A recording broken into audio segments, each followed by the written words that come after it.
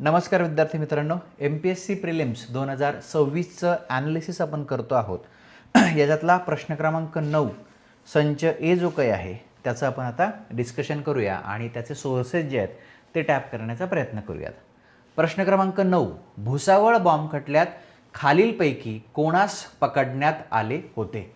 उत्तर आहे सदाशिव मलकापूरकर, पर्याय क्रमांक 1, जे की आन्सर आयोगानं दिलं आहे, करेक्ट आहे. आता याचा सेक्शन काय आहे तो आपण बघूया. मॉडर्न महाराष्ट्र असं याचं वर्गीकरण मी करतो. महाराष्ट्राच्या इतिहासावरच्या प्रश्नांचं दोन भागांमध्ये क्लासिफिकेशन मी केलेलं आहे. एक मॉडर्न महाराष्ट्र आणि दुसरं MS म्हणजे महाराष्ट्र समाजसुधारक. जे काही आपले समाजसुधारक आहेत म्हणजे जांभेकर असतील, रानडे असतील, भांडारकर असतील, महात्मा ज्योतिराव फुले असतील, शाहू महाराज असतील, हा एक सेक्शन झाला. आणि महाराष्ट्रामधलं मग ते क्रांतिकारकांचं चळवळ असेल, असहकार असेल किंवा सविनय कायदेभंग असेल, छोडो भारत असेल, संयुक्त महाराष्ट्राची चळवळ असेल, या सगळ्याला मी महाराष्ट्र हिस्ट्री या गटामध्ये ते टाकतो. आता आपल्यासमोर प्रिलिम्सचे ॲस्पिरंट म्हणून एक पहिला प्रश्न उभा राहिला पाहिजे की सर, महाराष्ट्र इतिहासाच्या संदर्भात प्रिलिम्सच्या प्रश्नांना टॅप करण्याकरता मी कोणतं मिनिमम मटेरियल जे आहे ते वाचलं पाहिजे. सो त्या मटेरियलची यादी आपण अगोदर करूया. यातलं सगळ्यात प्रायमरी मटेरियल येतं ते म्हणजे इयत्ता 11वीचं स्टेट बोर्डाचं महाराष्ट्राच्या इतिहासाचं जुनं पुस्तक, जुन्या सिलेबसचं पुस्तक. हे ऑनलाईन अवेलेबल आहे. याची PDF ऑनलाईन मिळते, अनेक ठिकाणी ती उपलब्ध आहे. याची झेरॉक्स पण बाजारामध्ये मिळते. ह्याच्यामध्ये महाराष्ट्रानं केलेल्या स्वातंत्र्य चळवळीमध्ये जो काही सहभाग जो काही आहे जो दिलेला आहे त्याच्यावर माहिती दिली आहे. समाजसुधारकांची बऱ्यापैकी माहिती आहे आणि संयुक्त महाराष्ट्राच्या चळवळीची माहिती आहे. पूर्वीचा जो ऑब्जेक्टिव्ह पॅटर्न होता, GS1चा जो मुख्य परीक्षेचा सिलेबस होता, तिथे या सेक्शनमधनं खूप प्रश्न यायचे. त्याकरता हे पुस्तक महत्त्वाचं होतं. सेकंड, बालभारतीसाठीच कुमार केतकर यांनी लिहिलेलं कथा स्वातंत्र्याची हे जे पुस्तक आहे हे महाराष्ट्राच्या इतिहासासाठी महत्त्वाचं आहे. राज्यसेवेलाच नव्हे तर कंबाईनला तर अनेक प्रश्न याच्यातनं जशाला तसे येत असतात. तिसरं जे आहे ते म्हणजे यशवंतराव चव्हाण मुक्त विद्यापीठाचं जे BAचं पुस्तक आहे, BAची 2-3 पुस्तकं आहे, त्याचं एकत्र त्यांनी केलं आहे. हे सुद्धा ऑनलाईन अवेलेबल आहे. महाराष्ट्राचा आधुनिक महाराष्ट्रातील परिवर्तनाचा इतिहास, त्याच्यात स्वातंत्र्य चळवळ आहे, तुमचे समाजसुधारक आहेत, सगळं याच्यामध्ये दिलेलं आहे. हे 3 सोर्सेस जर तुम्ही वापरले तर आपण असं म्हणू शकतो की मी प्रिलिम्सला जाण्यासाठी तयार आहे. याच्यावरती कमांड आपली आली, कॉमन सेन्स आपला आला आणि याला जोडून अधिक तुम्हाला समाजसुधारकांसाठी काही वाचायचं असेल तर बाजारामध्ये जाऊन आप्पा वळवण चौकातनं कुठलंही तुम्हाला छोटंसं वाटेल असं समाजसुधारकांवरचं पुस्तक तुम्ही घेऊ शकता. एवढं केलं की जे काही 3-4 प्रश्न तिथे येतील ते आपण डील करू शकतो. त्याच्यातनं ते डील झाले तर उत्तम, नाही झाले तर राहिलं. लक्षात येतं आहे? सो प्रिपरेशन करताना ॲस्पायरंट करता सगळ्यात महत्त्वाचं असतं की सोर्सेस लिमिटेड करणे. आता ह्या प्रश्नाकडे येऊया. आता ह्या 2-3 पुस्तकांमध्ये मिळतं आहे का काही? तर नाही मिळत. मग आता याचे स्टँडर्ड सोर्सेस कुठले आहेत? तर पहिला जो सोर्स आहे तो म्हणजे बघा, चौधरी यांचं जे आहे आधुनिक महाराष्ट्राचा इतिहास खंड 2. आता ह्या पुस्तकातल्याच अनेक बाबी ज्या आहेत ना त्या याच्यामध्ये आलेल्या आहेत. लक्षात येतं आहे? तर हे जे काही खंड आहेत महाराष्ट्र राज्य साहित्य संस्कृती मंडळानं केलं. आता हे मी गेले अनेक वर्ष वापरतोय, पण 2 प्रश्नांसाठी हा खंड 2 जो आहे हा साधारणतः 1000 पानांचा आहे. 1160 पानांचा हा खंड 2 आहे आणि साधारणतः एवढ्याच लांबीचा खंड पहिला आहे. एका वाक्यासाठी हा खंड, हे 2 खंड वापरणं हे म्हणजे याला काही अर्थच नाही. इन्व्हेस्टमेंट करून काही रिटर्न्स याच्यामध्ये येणं गरजेचं नाही. पण आता तरी आपल्याला टॅपच करायचं आहे तर आपण ह्या पुस्तकामध्ये हे डायरेक्ट दिलेलं आहे. बघा, 308 नंबरच्या पेजवर भुसावळ बॉम्ब खटला आणि इथं स्ट्रेट ते दिलेलं आहे की चंद्रशेखर आझाद, सदाशिव रघुनाथ मलकापूरकर, भगवानदास तुलसीदास माहोर आणि हे सगळे कसे हिंदुस्तान सोशलिस्ट रिपब्लिकन आर्मी या क्रांतिकारक संघटनेशी हे लोक जोडले गेलेले होते.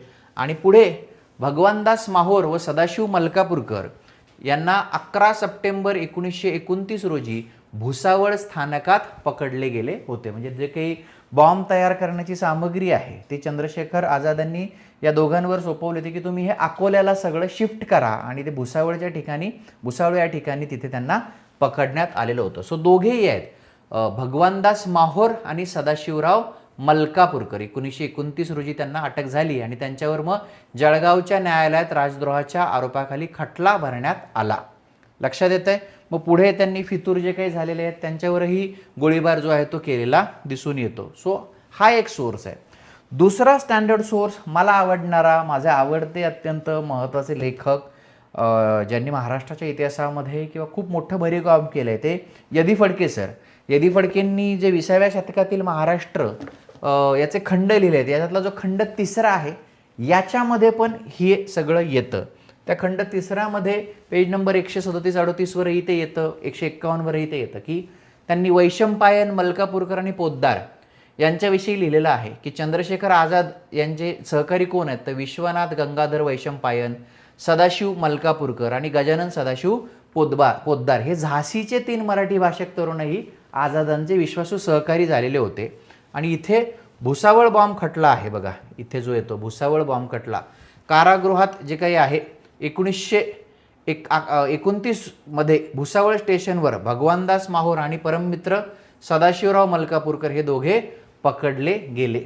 राजगुरू अकोल्यासच असतील या कल्पनेने चंद्रशेखर आझादांनी ग्वाल्हेरच्या बॉम्ब तयार करण्याच्या केंद्रातील बरेचसे सामान जे काही आहे ऐवज घेऊन भगवानदास माहुर आणि सदाशिव मलकापूरकर या दोघांना अकोल्याला जाण्यास सांगितले होते आणि तिथं मग ते शेवटी पकडले गेले. सो यदी फडके हा एक सोर्स आहे, स्टँडर्ड सोर्स, जिथे भुसावळ बॉम्ब खटला डिटेलमध्ये दिलेला आहे, किंवा चौधरींचं हे पुस्तक आहे इथेही तो सोर्स आहे. आणि मग बाकीची जी नावं आहेत ना, विश्वनाथ वैशंपायन, गजानन पोद्दार, यांची सगळ्यांची नावं यदी फडकेंच्या पुस्तकामध्ये आहेत. आता उत्तर मिळालं, सोर्स टॅप झाला. आता पुढं काय? आप्पा वळवण चौकात जायचं, यदी फडकेंचे खंड घ्यायचे का चौधरींचे खंड घ्यायचे? काहीही घ्यायचं नाही. स्टँडर्ड सोर्सेसच वाचायचे आणि या स्टँडर्ड सोर्सेसमधून जे काही हाताला लागेल तेवढं आपलं, आणि समाजसुधारकांसाठी कुठलंही आवडणारं पुस्तक याला जोडून, आणि हे वाचून टाकायचं, संपलं. अरे हे याच्यात दिलं आहे, सरांनी तर मला सांगितलं आहे. 25% असे विद्यार्थी असतात, ते शेळके सर म्हटले दिलं आहे, त्यांनी तर दाखवलं आहे, प्रूफ दिलं आहे, मी वाचायला पाहिजे. नाही. 98 कट ऑफ आला आहे ना, किती आला आहे? 98 आला आहे की नाही कट ऑफ? 9 प्रश्नांपैकी आत्ता आपण बघितलं 2-3 प्रश्न सोडले तर 6 प्रश्न आपल्याला मिळालेत स्टँडर्ड सोर्सेसमध्ये. आणखीन पुढचे 2-3 मिळतील, संपलं काम आपलं. आपल्याला 55 ते 60च प्रश्न बरोबर आणायचे होते, 25-30 चुकले तरी चालत होते. कट ऑफ किती आला त्याच्यावरून किती प्रश्न बरोबर आले पाहिजे त्या वर्षी, हे आकडा जो आहे हा आकडा आपण मानला पाहिजे. त्यामुळं याच्यासाठी हे खंड वाचणं अजिबात गरजेचं नाही. आपलं काम मी या सिरीजमध्ये सोर्सेस टॅप करतो, आणि हे मी सगळ्या विषयांसाठी करणार आहे. इकॉनॉमीसाठी करणार आहे, भूगोलासाठी करणार आहे, पॉलिटीसाठी करणार आहे. हे प्राईम 4 जे विषय आहेत, हिस्ट्री, जिओग्राफी, पॉलिटी, इकॉनॉमी, यांचे कोर्सेससुद्धा माझे नेक्स्ट इयर प्रिलियम्ससाठी मी ह्या 4ही विषयांचे कोर्सेस सुरू करणार आहेत. माझे स्वतःचे हे 4ही विषय मी शिकवणार आहे. कारण जे काही आहे ना ते एकदाच सगळं ते संपवून टाकावं, अनेक लोकांना सांगून कळत नाही आहे की कसं वाचायचं, काय वाचायचं. याच्यानंतर आपण इकॉनॉमीला सुरुवात करणार आहोत.